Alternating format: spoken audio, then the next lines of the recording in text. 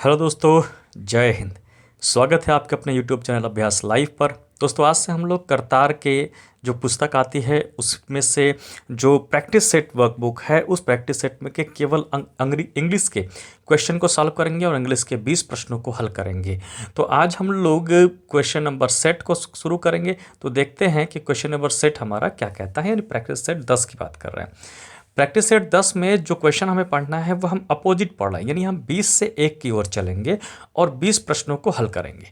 20 प्रश्नों में से हमारा पहला प्रश्न फिल इन द ब्लैंक्स से है। फिल इन द ब्लैंक्स में क्वेश्चन क्या कह रहा है? क्वेश्चन कह रहा है कि हिज पॉकेट पिग्ड, यानी उसके जेब को, जाहिर सी बात है जेब को कतरा गया। तो जेब अपने आप में ऑब्जेक्ट है और जब ऑब्जेक्ट को हम हाईलाइट करते हैं तो इसको हम बनाएंगे किस में? बनाएंगे पैसिव वॉइस में। अब भैया जब आप पैसिव में बनाएंगे तो पैसिव में बनाते समय जानते हैं कि यहाँ पर करते क्या हैं? पैसिव वॉइस में सहक्रिया लगती है हैज़ बीन, यानी his pocket has been picked, उसके पॉकेट को मारा गया है। ठीक है, यानी हैज़ बीन का प्रयोग करेंगे तभी ये जाके आपका पैसिव वॉइस बनेगा। ठीक है, अब आगे बात करते हैं हम लोग नेक्स्ट क्वेश्चन की। अगला क्वेश्चन क्या कहता है? तो फिर अगला क्या है, इसको हम पिछला क्वेश्चन कह सकते हैं। Question number 19। क्वेश्चन नंबर 19 कह रहा है कि Kolkata is biggest city of India. हम जानते हैं कि यहाँ पर जो शब्द बिगेस्ट है ये अपने आप में सुपरलेटिव डिग्री है, और हम जानते हैं कि सुपरलेटिव डिग्री जब भी आएगा तो सुपरलेटिव डिग्री के साथ द का प्रयोग अवश्य किया जाता है। तो हम यहाँ पर आंसर कौन सा होगा? तीसरा वाला होगा, Kolkata is the biggest city of India. ठीक है, नेक्स्ट चलते हैं हम लोग क्वेश्चन। फिर हमारा क्वेश्चन है कि he jumped the wall, he jumped the well to commit suicide. भैया बोला है jumped the well to commit suicide. अब बात हम कर रहे हैं कि वो कुएं में है भाई, तो जाहिर सी बात देखो कि जब कभी भी आप देखेंगे कुआं एक माध्यम है और एक माध्यम से दूसरे माध्यम में अगर कोई चीज़ जाती है तो हम इस्तेमाल किसका करते हैं? इस्तेमाल इनटू का करते हैं वहाँ पर। तो इसलिए क्या होगा? He jumped into the well. क्या होगा? He jumped into the well to commit suicide, यानी वो आत्महत्या करने के लिए कुएं में कूदा। सही ऑप्शन क्या होगा? इनटू इसका सही ऑप्शन हो जाएगा। ठीक है, फिर हम अगले प्रश्न की ओर चलते हैं। प्रश्न क्या है भाई? कह रहा है कि if she a ghost she would scream. तो यहाँ पर है कि इफ शी अ घोस्ट। भाई देखो, हम यहाँ पर जानते हैं कि ये कंडीशनल सेंटेंस है और कंडीशनल सेंटेंस में कुछ बातें होती हैं। पहली बातें ये होती हैं, यदि पहला वाला प्रेजेंट में होता है तो दूसरा वाला फ्यूचर में होता है, यानी पास्ट आपका जो बोलते हैं कि प्रिंसिपल क्लास है वो प्रेजेंट में होगा तो सबऑर्डिनेट क्लास ऑटोमेटिकली क्या हो जाएगा? वो फ्यूचर टेंस में हो जाएगा। लेकिन यहाँ पर यह है वुड का इस्तेमाल किया गया, वुड का इस्तेमाल किया गया है तो इसका मतलब ये विल का पास्ट है। विल का पास्ट है तो सी का भी पास्ट लगना चाहिए, यानी ऑप्शन नंबर तीसरा सी होना चाहिए। If she saw a ghost she would scream होना चाहिए था। ठीक है, फिर इसके बाद आते हैं अगले क्वेश्चन पर। क्वेश्चन नंबर 16 ये कह रहा है कि रूम्स आर बिट, रूम्स जो है वो छोटे थे। दे आर नॉट एरी, वे हवादार नहीं हैं। रूम छोटे हैं इसलिए हवादार नहीं हैं। तो इसका सही जवाब क्या होगा? सही जवाब होगा तीसरा वाला, यहाँ दूसरा लिखा हुआ है, hence rooms are bit hence they are not airy. Next question की ओर बढ़ते हैं हम लोग।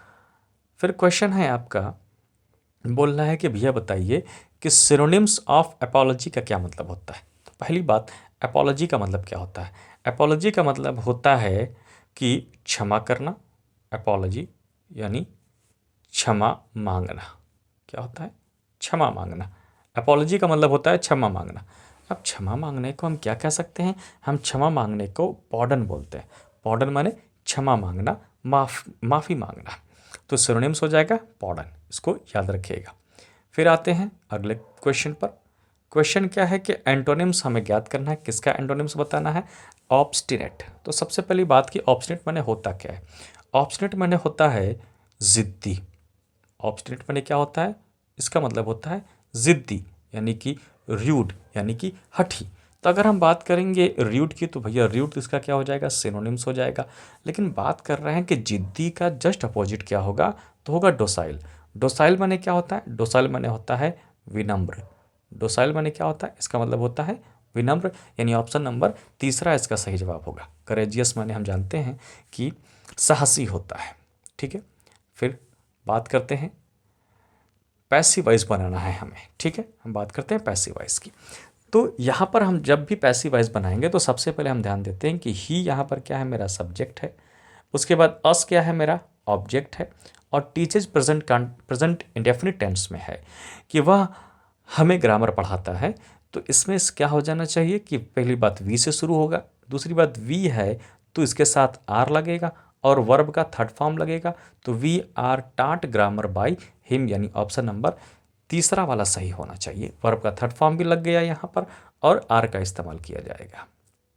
फिर आते हैं हम लोग क्वेश्चन नंबर 12 पे। क्वेश्चन नंबर 12 है कि पास्ट पार्टिसिपल ऑफ सी, यानी सी का पास्ट पार्टिसिपल क्या होता है। देखो भाई, जो प्रेजेंट पार्टिसिपल होता है उसमें हमेशा वर्ब का आईएनजी फॉर्म लगता है, लेकिन जो पास्ट पार्टिसिपल होता है उसमें हमेशा वर्ब का थर्ड फॉर्म लगता है। यानी यहाँ पर एक बात समझ में आई कि अगर हम सी का आईएनजी बनाएंगे तो प्रेजेंट पार्टिसिपल हो जाएगा, और अगर हम सी का थर्ड फॉर्म बनाएंगे तो वो पास्ट पार्टिसिपल हो जाएगा। तो हमारा आंसर कौन सा होगा, सीन, यानी चौथा हो जाएगा। हम जानते हैं कि पास्ट पार्टिसिपल या प्रेजेंट पार्टिसिपल का इस्तेमाल एडजेक्टिव के तौर पर किया जाता है। ठीक है, फिर आगे आते हैं हम लोग क्वेश्चन पर।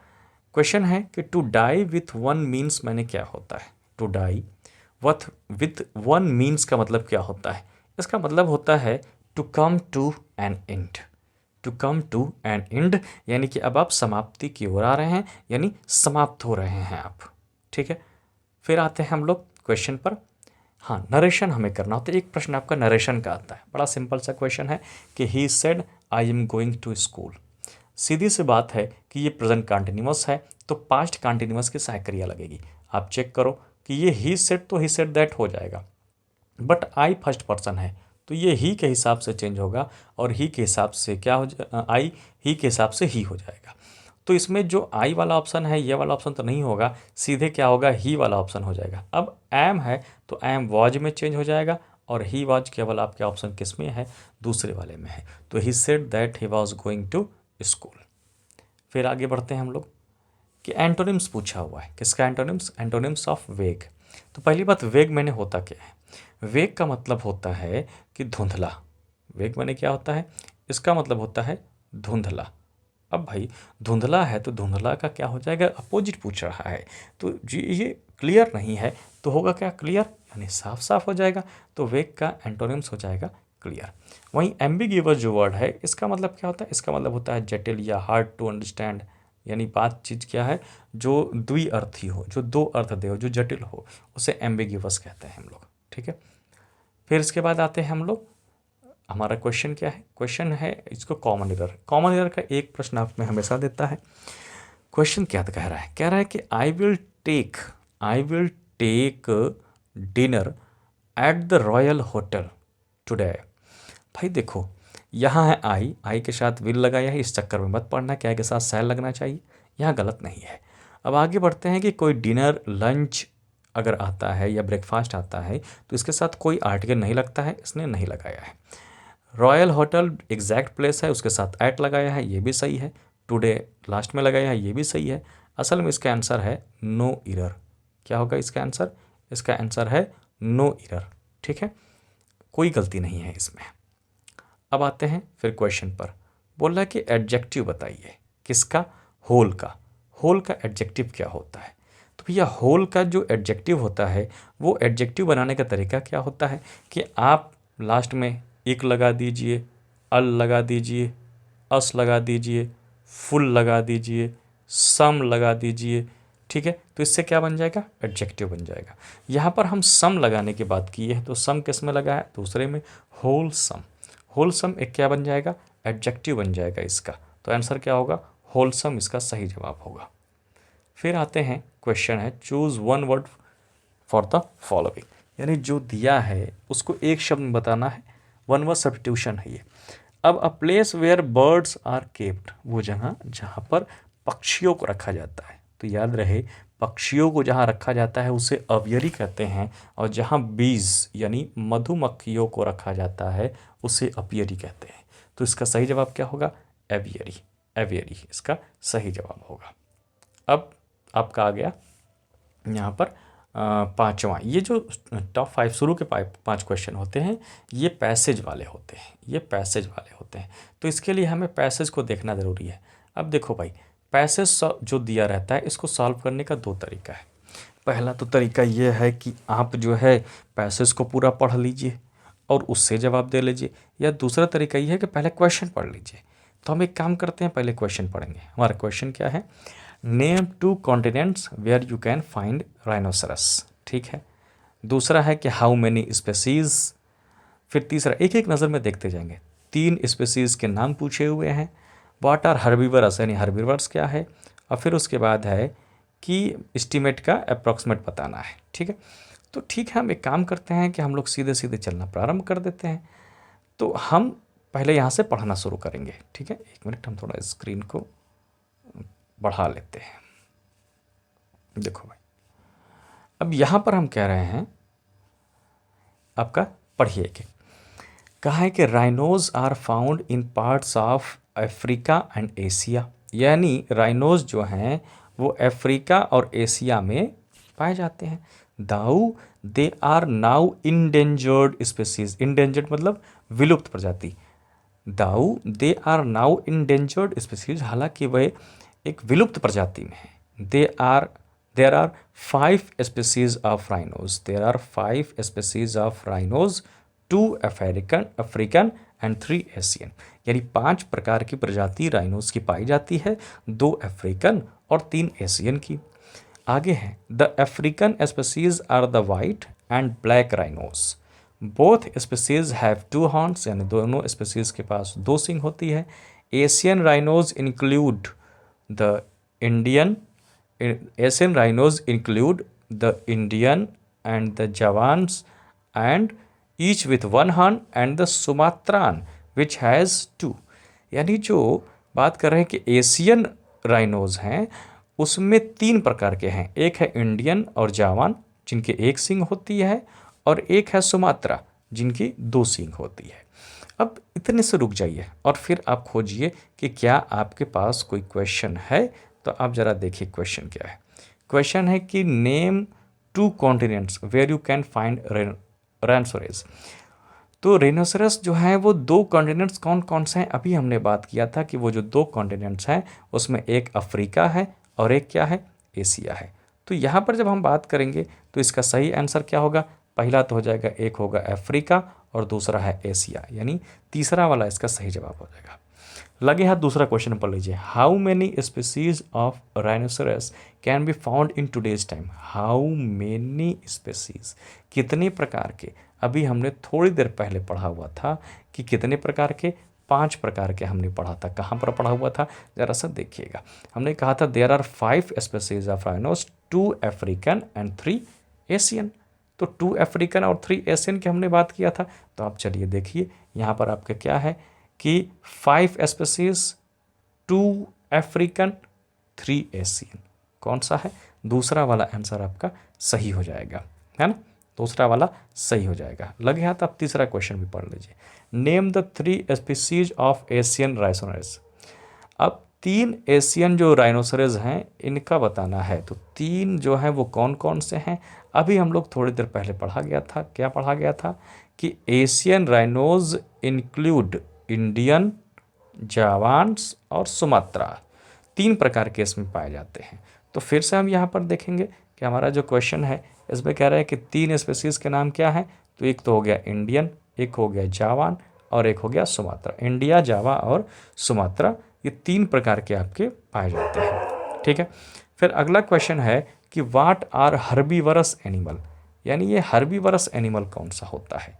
तो इसके लिए जब आप पैसेज पढ़ेंगे तो पैसेज तो हम लोग पढ़ चुके हैं, फिर आगे बढ़ेंगे तेजी से। Which has 2 rhinos in the second largest mammal man स्तनधारी next to the elephant. The 5 species range in weight 750 pound to 8 pounds and stand anywhere from 4.5 to 6 feet tall. Biologists estimate that wild rhinos live up to 35 years in captivity. A rhino may live 40 years. Rhino habitat ranges from savannas to dense forest in tropical and subtropical regions. They are herbivorous, meaning they eat only plants. अब यहाँ पर जिसको herbivores पता है वो direct answer लगा सकता है कि शाकाहारी होता है। अगर नहीं पता है तो आप पैसेज में देखिए, हर्बीवरस माने क्या है, they are eat only plants, यानी जो केवल प्लांट्स को खाते हैं। अब आप क्वेश्चन की ओर बढ़े। क्वेश्चन क्या कह रहा है? क्वेश्चन कह रहा है कि व्हाट आर हर्बीवरस। तो हम जानते हैं कि animals that eat plants only, वो जानवर जो केवल क्या खाते हैं, पौधा खाते हैं, उन्हें हर्बीवरस कहते हैं, हर्बीवरस कहते हैं। अब लास्ट क्वेश्चन क्या है? क्वेश्चन है which of the following words in synonyms. Synonyms बताना है कि एस्टीमेट का मतलब क्या होता है। देखो, एस्टीमेट मतलब होता है अप्रॉक्सीमेट, यानी लगभग लगभग। तो अप्रॉक्सीमेट क्या होगा? एस्टीमेट अपना बताओ। प्रिसाइज माने होता है छोटा करना, एग्जैक्ट आपको पता है, पार्टिकुलर माने आपको पता है विशेष होता है। तो इसका सही जवाब क्या होगा? अप्रॉक्सीमेट हो जाएगा। ठीक है, आई थिंक हम लोगों ने 20 क्वेश्चन को सॉल्व किया, और इस प्रैक्टिस सेट 10 में हम लोग देखें कि कौन कौन से प्रश्न आपके एग्ज़ाम में आ सकते हैं और हमें कैसे सॉल्व करना है। तो इसी तरीके के प्रश्नों को हम लोग आगे भी सॉल्व किया जाएगा अगले सेट में। तब तक के लिए thank you very much and good night to all of you.